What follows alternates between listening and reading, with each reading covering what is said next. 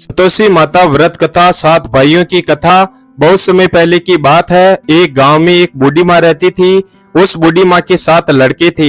उसने 7 लड़कों का विवाह भी करवा दिया था, जिनमें से 6 लड़के तो काम धंधा करते थे और धन कमाते थे, और 7वें नंबर का लड़का कुछ भी काम धंधा नहीं करता था। वह बूढ़ी माँ अपने 6 लड़कों को तो रोजाना अच्छा खाना बनाकर खिलाती थी, और 7वें नंबर के लड़के को उन सबका बचा हुआ जूठा और बासी खाना खिलाती थी।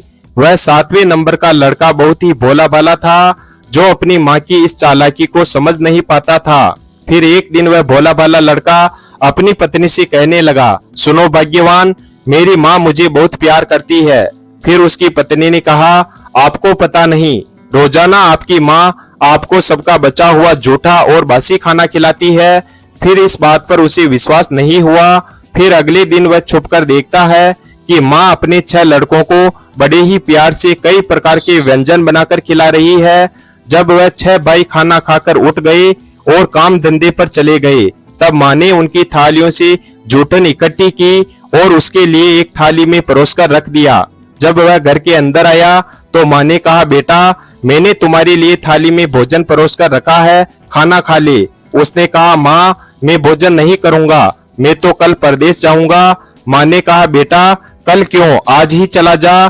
फिर वह लड़का अपने घर से निकल गया और अपने खेत पर जा पहुंचा, जहां उसकी पत्नी कामधेनु गाय को घास खिला रही थी। वह अपनी पत्नी के पास गया और कहने लगा, सुनो भाग्यवान, मैं आज और इसी वक्त परदेश जा रहा हूँ। कुछ समय के बाद लौट आऊंगा। तुम प्रेम से यहीं पर रहना और अपने धर्म का पालन करना। इस पर उसकी पत्नी ने कहा, स्वामी, आप निसंकोच होकर जाइए और मेरी चिंता बिल्कुल भी मत करिए। मैं तो राम भरोसे यहाँ रह लूंगी। ईश्वर आपकी सहायता करे। स्वामी, अपनी कोई निशानी मुझे दे दीजिए, जिसे देखकर मैं धीरज करती रहूंगी। इस पर वह बोला, मेरे पास इस अंगूठी के सिवाय कुछ भी नहीं है, तुम यह अंगूठी रख लो और मुझे भी अपनी कोई निशानी दे दो। फिर वह बोली, मेरे पास तो कुछ भी नहीं है, मैं तो यहाँ पर अपनी कामधेनु गाय चरा रही हूँ। मेरे दोनों हाथ इस कामधेनु के गोबर से भरे हुए हैं। यह कहकर उसने अपने पति की पीठ पर गोबर के हाथ की थाप लगा दी। फिर वह चल दिया। चलते चलते वह दूर किसी नगर में पहुंच गया और एक व्यापारी की दुकान पर जाकर कहने लगा, सेठ जी, मुझे नौकरी पर रख लो। व्यापारी को नौकर की जरूरत थी, तो व्यापारी ने कहा, ठीक है, लेकिन तनख्वाह तुम्हें तुम्हारा काम देकर ही दूंगा। उसने कहा, ठीक है सेठ जी।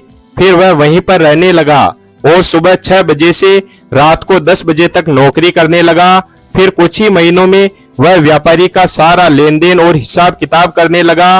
कुछ ही समय में सेठ ने उसे आधे मुनाफे का हिस्सेदार बना दिया। 15 वर्षों में वह नामी सेठ बन गया। इधर उसकी पत्नी को उसकी सास और जेठानियां बड़ा ही दुख देने लगी। उसे लकड़ी लेने के लिए जंगल में भेजती और भूसे की रोटी खाने के लिए देती और फूटे नारियल में पानी देती थी। वह बड़े ही कष्टों से जीवन बिता रही थी। फिर एक दिन जब वह लकड़ी लेने के लिए जा रही थी, तो रास्ते में उसने देखा कि एक मंदिर में कुछ औरतें व्रत कर रही है और कथा सुन रही है।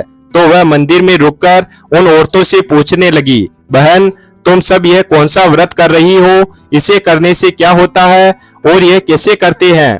तब एक औरत ने कहा, यह संतोषी माता का व्रत है। इसे करने से मनोवांछित फल प्राप्त होता है और गरीबी, मन की चिंताएं, मुकदमे, कलह, रोग, दोष आदि सब नष्ट होते हैं। संतान सुख, धन, शांति और मनपसंद वर मिलता है और दूर गए पति के दर्शन होते हैं। उन्होंने उसे व्रत की विधि बता दी।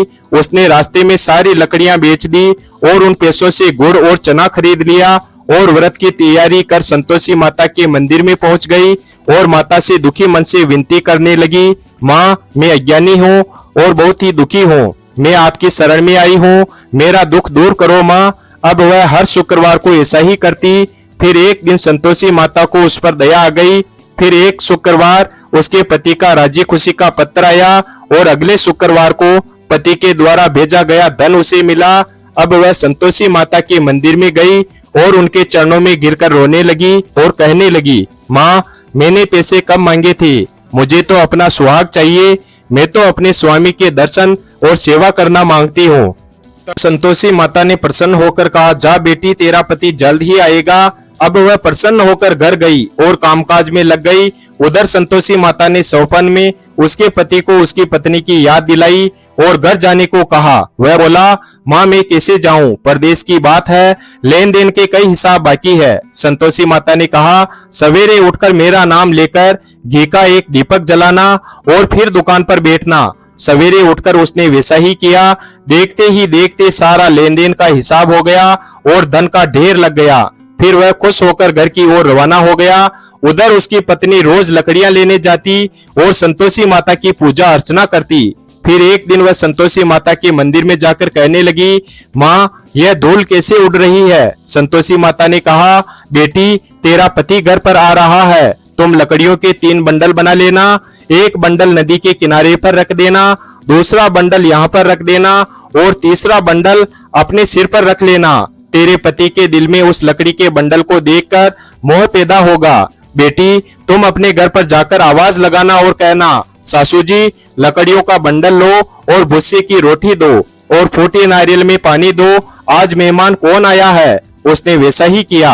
घर गई, आंगन में लकड़ियों का बंडल रखकर बोली, सासू जी लकड़ियों का बंडल लो और भुस्से की रोटी दो और फूटे नारियल में पानी दो, आज मेहमान कौन आया है।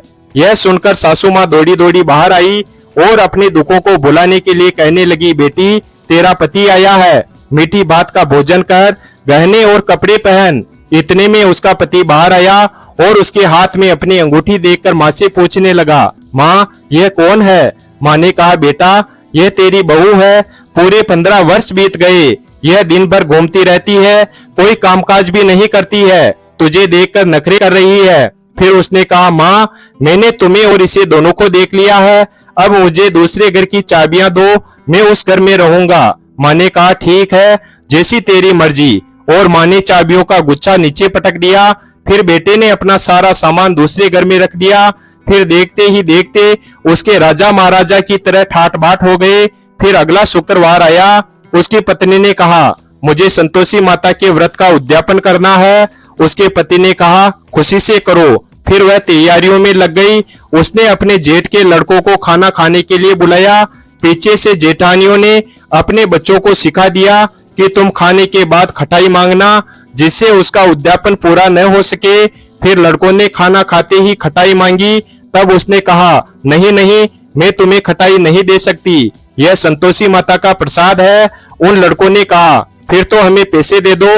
वह भोली भाली समझ नहीं सकी और उसने उन लड़कों को पैसे दे दिए। फिर वे लड़के उन पैसों से खटाई लेकर खाने लगे। इस पर संतोषी माता क्रोधित हो गई। फिर थोड़ी देर बाद राजा के सैनिक आए और उसके पति को पकड़कर ले गए। फिर वह बेचारी रोती हुई संतोषी माता के मंदिर में गई और कहने लगी, माता यह क्या किया। माता ने कहा, बेटी मुझे दुख है कि तुमने अभिमान करके मेरा व्रत को तोड़ा है और इतनी जल्दी ही सब भूल गई। उसने कहा, माता मैंने तो कुछ भी गलत नहीं किया, मैंने भूल से लड़कों को पैसे दे दिए, मुझे क्षमा करो, मैं दोबारा से आपके व्रत का उद्यापन करूंगी। माता ने कहा, जा तेरा पति रास्ते में आता हुआ मिलेगा।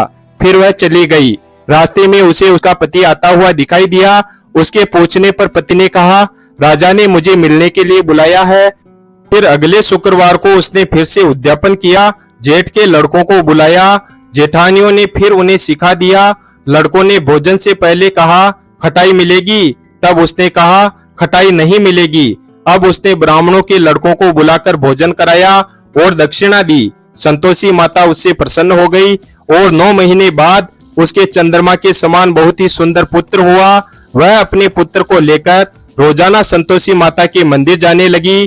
फिर एक दिन संतोषी माता ने सोचा कि यह रोज यहाँ आती है, आज मैं इसके घर जाकर इसका ससुराल देखती हूँ। यह सोचकर संतोषी माता ने भयानक रूप धारण किया। गुड़ और चना से सना मुख, ऊपर सूंड के समान होठ, जिन पर मक्खियां भिन भिना रही थी। ऐसी सूरत में संतोषी माता उसके घर गई। दहलीज पर पांव रखते ही उसकी सास ने कहा, देखो कोई भूतनी आ रही है, इसे जल्दी से यहाँ से भगाओ वरना किसी को खा जाएगी। फिर सभी घर वाले भागकर घर की खिड़कियां और दरवाजे बंद करने लगे। तभी छोटी बहू ने ऊपर की खिड़की से देखा तो वहीं से चिल्लाने लगी, आज मेरी माता मेरे घर पर आई है, आज मेरी माता मेरे घर पर आई है। फिर उसकी सास ने कहा, पगली किसे देखकर उतावली हो रही है। छोटी बहू का बच्चा जल्दबाजी में हाथ से छूटकर नीचे गिर गया। फिर छोटी बहू ने अपनी सासू से कहा, सासू माँ, मैं जिन संतोषी माता का व्रत करती हूँ यह वही माता है। ऐसा कहकर उसने सारी खिड़कियां और दरवाजे खोल दिए। फिर सभी ने संतोषी माता के चरण पकड़ लिए और विनती कर कहने लगे, हे माता, हम मूर्ख हैं, अज्ञानी हैं, पापी हैं। आपके व्रत की विधि हम नहीं जानते हैं। व्रत भंग कर हमने बहुत बड़ा अपराध किया है। हे जगत जननी माता, हमारा अपराध क्षमा के योग्य तो नहीं है, परंतु आप हमें क्षमा करें। फिर संतोषी माता बहुत खुश हुई। संतोषी माता ने सबको आशीर्वाद दिया और अंतर्ध्यान हो गई। हे संतोषी माता, जिस प्रकार आपने छोटी बहू को फल दिया, वैसा ही इस कहानी को कहने वाले को, सुनने वाले को और होकार भरने वाले को देना। वीडियो अगर पसंद आया हो तो वीडियो को लाइक और हमारे चैनल शिव भक्त को सब्सक्राइब करें और अपने दोस्तों के साथ शेयर करें। धन्यवाद। और कमेंट बॉक्स में जय संतोषी माता अवश्य लिखें और कमेंट करके